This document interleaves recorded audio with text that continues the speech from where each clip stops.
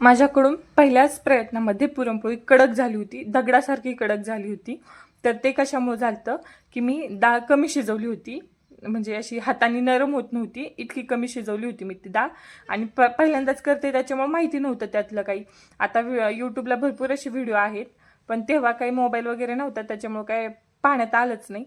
तर अशी झाली ती स्टोरी. माझ्या आजीनी जवळपास त्या पुरणपोळी अर्धा तास दुधामध्ये भिजून ठेवली होती, तरी ती काही नरम झाली नव्हती, ती कडक ते कडकच राहिली होती डाळ कमी शिजल्यामुळं. पण मी आता एकदम परफेक्ट अशा पुरणपोळ्या बनवते आणि करू पण शकते आणि बनवते देखील.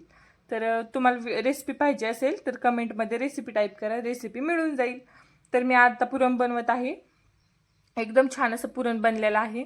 पुरणामध्ये सुंठ आणि विलायची आणि थोडीशी बडीशेप मिक्सरला बारीक फिरून पावडर करून चाळून टाकायची, त्याने एकदम भारी पुरण बनतं आणि सुगंध देखील खूप सुंदर येतो पुरणाचा.